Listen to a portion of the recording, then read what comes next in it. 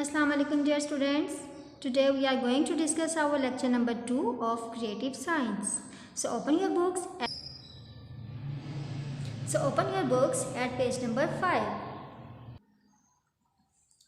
जी students, जैसे कि हमने अपने लेक्चर 1 में इस चैप्टर का इंट्रोडक्शन दिया था और डिफ़िकल्ट वर्ड्स प्रोनाउंस किए थे, आज हम इसकी रीडिंग करके साथ साथ हम इसको डिटेल डिस्कस करेंगे। ठीक है, तो कल हमने देखा था कि लिविंग थिंग्स में 7 कैरेक्टरिस्टिक्स होती हैं जो उन्हें नॉन लिविंग थिंग्स से डिफ्रेंशिएट करती हैं। ठीक है, आज हम उन तमाम कैरेक्टरिस्टिक्स को वन बाय वन डिस्कस करेंगे। So number 1 characteristics is living things breathe. Living things सांस लेती हैं।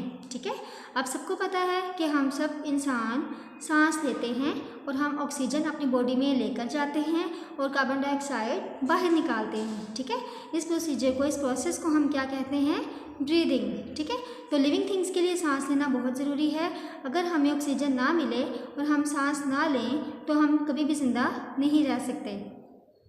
इसी तरह प्लांट्स और एनिमल्स वो भी सांस लेते हैं, अगर उनमें भी ब्रीदिंग का प्रोसेस ना हो तो वो भी ज़िंदा ना रह सकेंगे।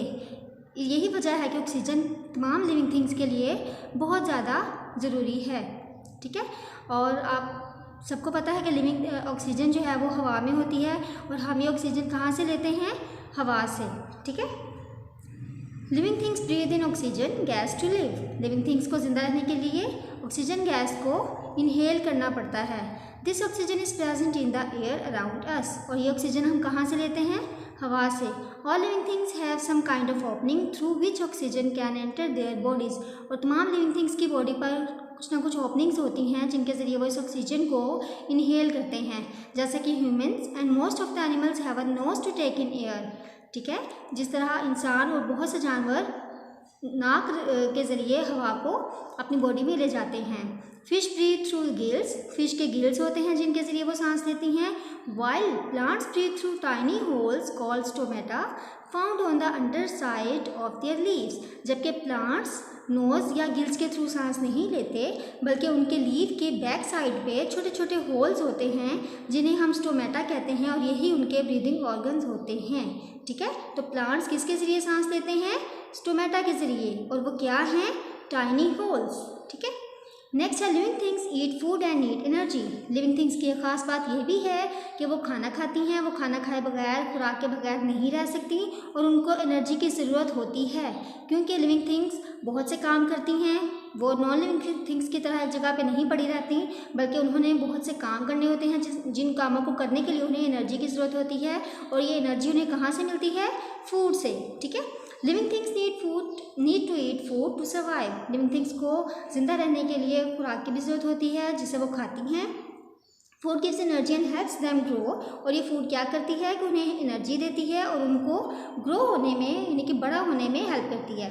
All living beings do not eat the same type of food. और आपको ये भी पता है कि तमाम लिविंग थिंग्स एक जैसे फूड नहीं खाती, बल्कि इंसान, जानवर और पौधे हर एक की खुराक डिफरेंट है। ठीक है, A human being eats cereals, vegetables, fruits, eggs and meat. जैसा आप सबको पता है कि और हम इंसान होने के नाते हम ये तमाम चीज़ें खाते हैं। हम अनाज भी खाते हैं, सब्जियां खाते हैं, फल खाते हैं, अंडे और गोश्त। अ गोट ईट्स ग्रास। जबकि एक गोट जो है, एक बकरी, घास खाती है। ठीक है, वो कुछ नहीं खाती है, हमारी तरह अनाज नहीं खाती। A lion eats flesh of other animals। जबकि एक शेर दूसरे जानवरों का गोश्त खाता है। While a lizard eats insects। जबकि एक छिपकली इंसेक्ट्स खाती है। Living things need energy to do all the activities that help them to survive। और लिविंग थिंग्स को इस एनर्जी की ज़रूरत क्यों होती है? ताकि वो तमाम काम कर सकें जिसके ज़रिए वो अपने आप को ज़िंदा रख सकें। ठीक, तो दूसरी खास बात क्या होगी कि लिविंग थिंग्स को ज़िंदा रहने के लिए और काम करने के लिए बहुत ज़्यादा खुराक की भी ज़रूरत होती है। Living things excrete. Excrete means waste material को डिस्चार्ज करना, बाहर निकालना, खारिज करना। ठीक है, तो लिविंग थिंग्स की खास बात ये भी है कि वो अपनी बॉडी से वेस्ट मटेरियल को डिस्चार्ज करती रहती हैं।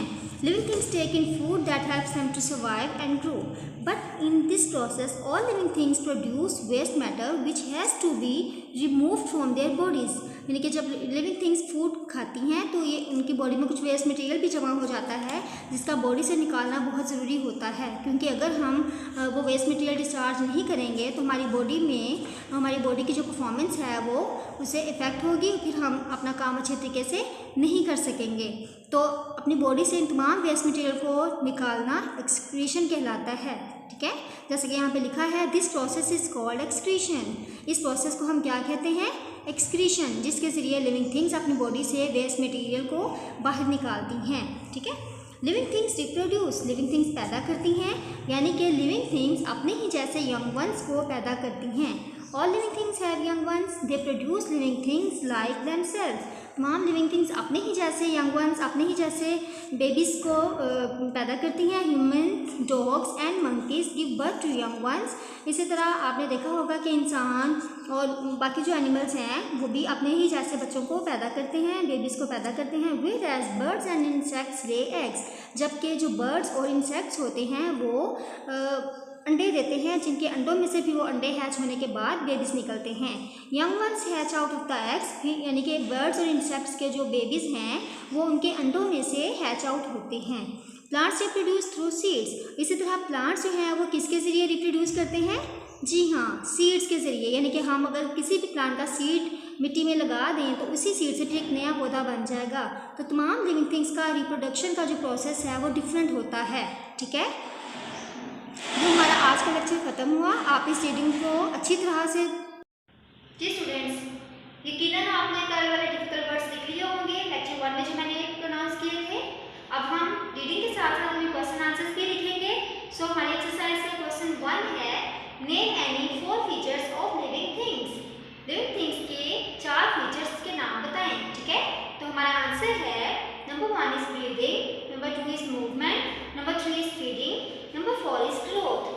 आपने इसी अंदाज में अपने क्वेश्चन आंसर का पेज स्टडी करके ऐसे ही क्वेश्चन 1 लिखना है, फिर आपने ऐसे ही इसके आंसर्स नंबरिंग के साथ ऐसे पॉइंट नेम्स लिखने हैं और फिर आपने इस क्वेश्चन को याद करना है।